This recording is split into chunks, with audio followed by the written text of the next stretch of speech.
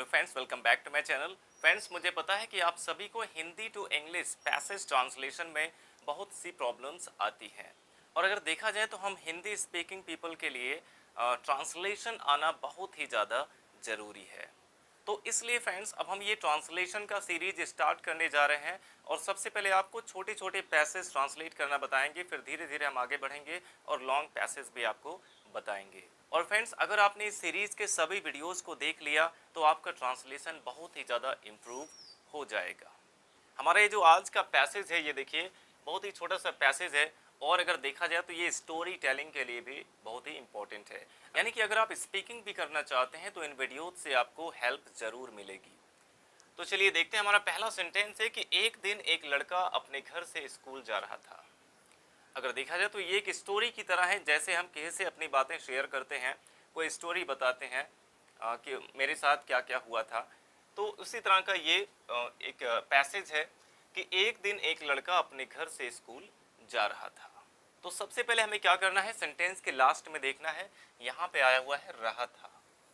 Verb इसमें है जाना और इसके लास्ट में जुड़ा हुआ है रहा था।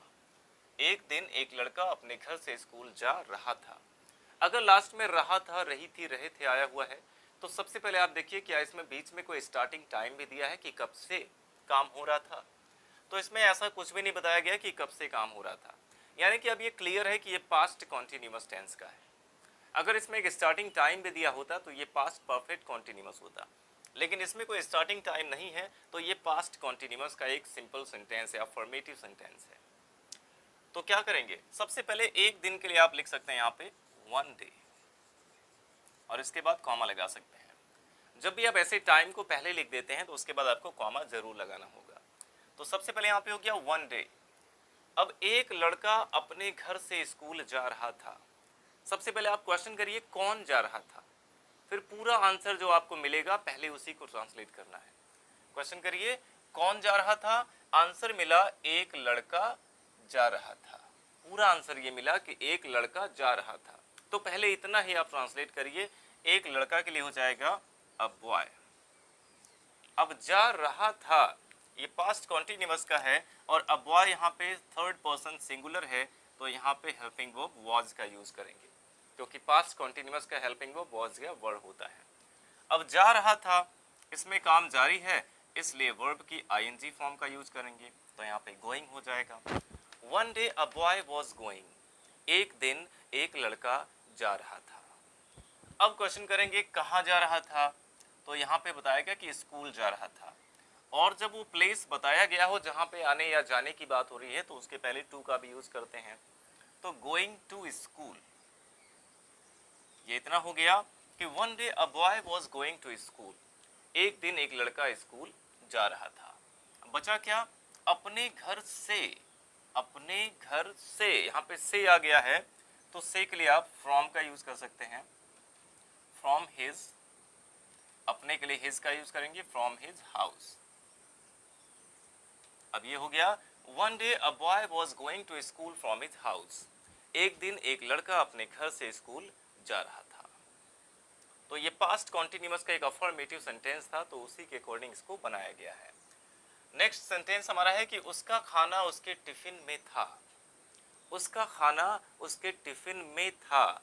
अब यहाँ पे कोई एक्शन नहीं हो रहा है, इस दूसरे सेंटेंस में कोई भी एक्शन नहीं हो रहा है। जब एक्शन नहीं हो रहा है और इसमें था या लास्ट में, तो सिंपली यहाँ भी हमें वॉज वर्ड का यूज करना है। सबसे पहले क्या टिफिन में था, उसका खाना, तो यहाँ पे हो जाएगा हिज फूड। हिज फूड, उसका खाना। अब था के लिए यहाँ पे वॉज का यूज करेंगे, क्योंकि जो फूड है वो हमेशा सिंगुलर ही होता है। तो हिज फूड वॉज, उसका खाना था। कहाँ पे था, उसके टिफिन में, तो यहाँ पे हो जाएगा इन हिज टिफिन बॉक्स। आप लिख सकते हैं in his tiffin box. His food was in his tiffin box, उसका खाना उसके टिफिन में था। अब ये सेंटेंस भी हो गया। अगला सेंटेंस है कि रास्ते में उसे एक बहुत दुबला कुत्ता मिला। रास्ते में उसे एक बहुत दुबला कुत्ता मिला, तो यहाँ पे मिलना के लिए आप सी का यूज कर सकते हैं। यहाँ पे मीट का यूज करना उतना बेटर नहीं है। जैसे आप किसी पर्सन से मिलते हैं तो वहाँ पे मीट का यूज कर सकते हैं। और यहाँ पे एक कुत्ता मिला, यानी कि उसने कुत्ते को देखा रास्ते में, तो क्या हो जाएगा he saw। अब यहाँ पे देखिए रास्ते में उसे एक बहुत दुबला कुत्ता मिला, लास्ट में आ वाला साउंड आ रहा है, मिला। तो जब भी किसी सेंटेंस के लास्ट में आ ई ए वाला साउंड आता है, इसका मतलब वो पास्ट इंडेफिनिट टेंस का है। तो सबसे पहले सब्जेक्ट यहाँ पे लिखा गया, उसे के लिए यहाँ पे हो गया ही, और मिला यानी सी का यहाँ पे सेकंड फॉर्म लिख सकते हैं सॉ। तो ये पास्ट इंडेफिनिट टेंस का है, इसलिए सबसे पहले सब्जेक्ट आया ही और फिर वर्ब की सेकंड फॉर्म सॉ, उसने देखा। अब किसे देखा या किसे मिला? एक बहुत दुबला कुत्ता।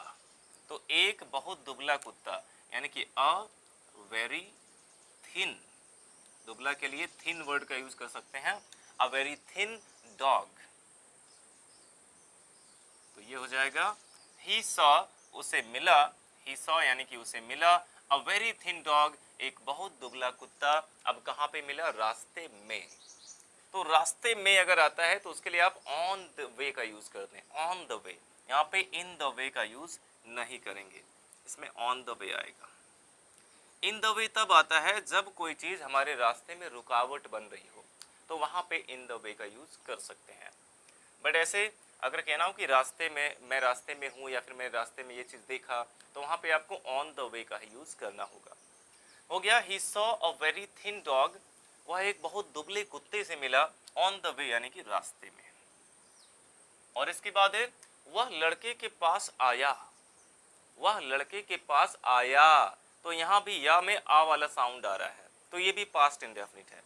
सबसे पहले वह आया, तो यहाँ पे वह का यूज किसके लिए हुआ है? कुत्ते के लिए हुआ है, तो इसलिए यहाँ पे प्रोनाउन इट का यूज कर देंगे, क्योंकि कुत्ता एक छोटा जीव है, उसके लिए प्रोनाउन इट का यूज करेंगे।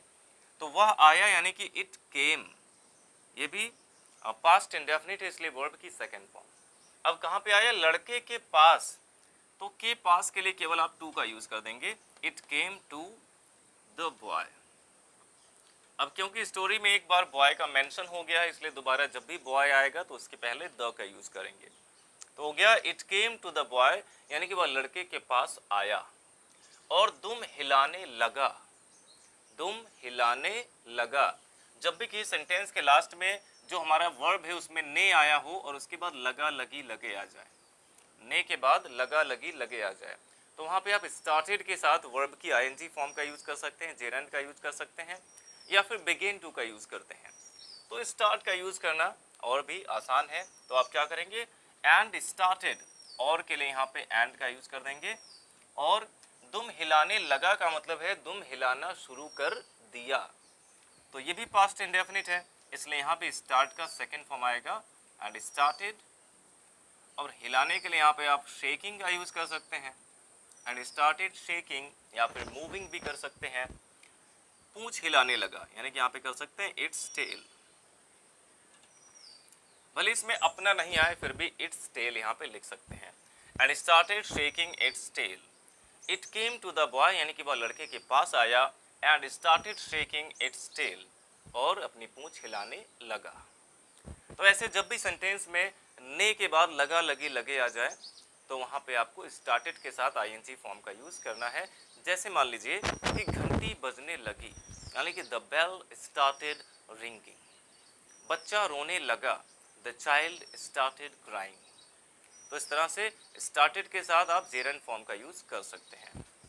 ये हो गया it came to the boy, वह लड़के के पास आया, and started shaking its tail, और अपनी पूंछ हिलाने लगा। और इसके बाद देखिए उसने देखा कि कुत्ता बहुत भूखा है, तो उसने देखा, तो यहाँ भी देखिए तो खा में आ वाला साउंड आ रहा है, तो यानी कि ये भी उसने देखा पास्ट इंडेफिनिट के रूल से बनाना है। उसने के लिए यहाँ पे क्या हो जाएगा? ही, क्योंकि यहाँ पे उसने का यूज हो रहा है उस लड़के के लिए, तो यहाँ पे उसने के लिए ही का यूज करेंगे। उसने देखा, ही सॉ। अब की के लिए आप दैट का यूज कर सकते हैं, ही सॉ दैट कुत्ता बहुत भूखा है। तो यहाँ पे डॉग का भी मेंशन हो चुका है एक बार, इसलिए हम यहाँ पे द डॉग लिखेंगे, दैट द डॉग। अब वैसे तो यहाँ पे भूखा है आया हुआ है, फिर भी यहाँ पे हम इज का यूज नहीं कर सकते हैं। इसमें सेंटेंस में भले ही है का यूज हुआ है, फिर भी इज का यूज हम नहीं करेंगे। क्यों नहीं करेंगे? क्योंकि इसके पहले जो क्लॉज है वो पास्ट में है, और ये सभी रूल्स आपको बताए गए हैं ऑलरेडी कि अगर पहला क्लॉज पास्ट में रहता है तो दूसरा क्लॉज भी पास्ट में ही होना चाहिए। तो द डॉग इज नहीं होगा बल्कि द डॉग वॉज यहाँ पे होगा, इसको भी पास्ट में लिखना होगा भले हिंदी में है आया हो।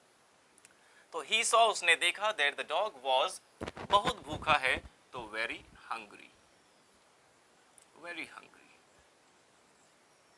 ये हो गया he saw that the dog was very hungry, उसने देखा कि कुत्ता बहुत भूखा है। और इसके बाद है लड़के को उस पर दया आ गई, लड़के को, अब यहां पे देखिए लड़के का मेंशन हो रहा है तो यहां पे हो जाएगा द बॉय,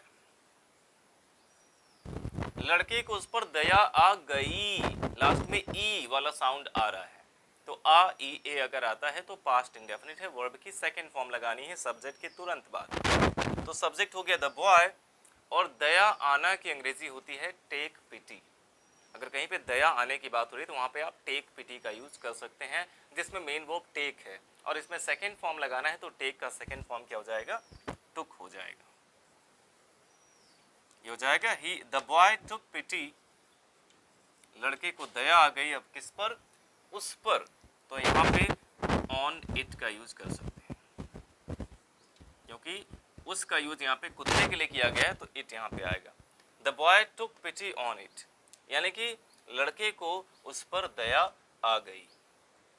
अब आखिरी सेंटेंस हमारा है कि उसने अपना खाना कुत्ते को खिला दिया, तो खिला दिया, यहां भी आ वाला साउंड आ रहा है तो पास्ट इंडेफिनिट। सबसे पहले किसने खिला दिया, उसने खिला दिया, तो उसने के लिए यहाँ पे ही आएगा क्योंकि लड़के के बारे में बात हो रही है, तो उसने के लिए ही हो गया। अब वर्ब की सेकंड फॉर्म आनी चाहिए, फीड का मतलब खिलाना होता है और फीड का सेकंड फॉर्म फेड होता है, तो जाएगा ही फेड, उसने खिला दिया, क्या खिला दिया, अपना खाना यानी कि हिज फूड, ही फेड हिज फूड, उसने अपना खाना खिला दिया। अब किसे खिला दिया, ये यहाँ पे इनडायरेक्ट ऑब्जेक्ट है, और जब इनडायरेक्ट ऑब्जेक्ट को हम बाद में लिखते हैं तो उसके पहले टू का भी यूज करना पड़ता है, तो यहाँ पे हो जाएगा he fed his food to the, यहाँ पे प्रेपोजिशन टू आएगा, टू द डॉग। तो इस तरह से फ्रेंड्स ये सेंटेंस भी बन गया कि the boy took pity on it, यानी कि लड़के को उस पर दया आ गई, he fed his food to the dog, और उसने अपना खाना कुत्ते को खिला दिया। तो इसमें अगर देखा जाए तो केवल जो पहला सेंटेंस था उसमें पास्ट कॉन्टिन्यूअस टेंस था, और जो दूसरा सेंटेंस है वो सिंपल पास्ट का जिसमें वॉज वर्ड का यूज किया गया है, और ज्यादातर इसमें जो सेंटेंसेस हैं वो पास्ट इंडेफिनिट टेंस के हैं। यानी कि जब भी हम स्टोरी टेलिंग करते हैं, यानी कि पास्ट की कोई भी बात किसी से बताते हैं, तो उसमें मोस्टली हम पास्ट इंडेफिनिट टेंस का यूज करते हैं, और इसीलिए ये सबसे इंपॉर्टेंट टेंस है। तो फ्रेंड्स अगर इस पूरे पैसेज को देखा जाए तो अगर आपको टेंसेज आ रहे हैं, आपको थोड़े बहुत मीनिंग भी आ रहे हैं, और छोटे छोटे जो रूल्स हैं, कुछ एडवांस सेंटेंस जो आ जाते हैं, जैसे यहाँ पे दुम हिलाने लगा आ गया, तो उसके लिए आप बिगिन टू का यूज कर सकते हैं, बिगिन टू के साथ वर्ब की फर्स्ट फॉर्म, या फिर स्टार्टेड के साथ वर्ब की आईएनजी फॉर्म। तो इस तरह से छोटे छोटे रूल्स आपको अगर पता है तो आप किसी भी पैसेज को बहुत ही आसानी से ट्रांसलेट कर सकते हैं। और फ्रेंड्स अगर आप सच में ट्रांसलेशन सीखना चाहते हैं तो आपको अब करना क्या है, आप इस पूरे हिंदी वाले पैसेज को नोट कर लीजिए और उसको खुद से ट्रांसलेट करने की कोशिश करिए। अगर आपको कहीं पे कोई दिक्कत अभी भी आ रही है तो आप हमें कमेंट बॉक्स में पूछ सकते हैं। अगर आप ऐसा करते हैं तो आई एम श्योर कि आपका जो ट्रांसलेशन है वो बहुत ही जल्दी इम्प्रूव हो जाएगा। तो वीडियो अच्छा लगा हो तो लाइक करिएगा, और अगर आप ऐसे ही और वीडियोस देखना चाहते हैं तो हमारे चैनल को सब्सक्राइब जरूर करें और अपने सभी फ्रेंड्स के साथ शेयर करें।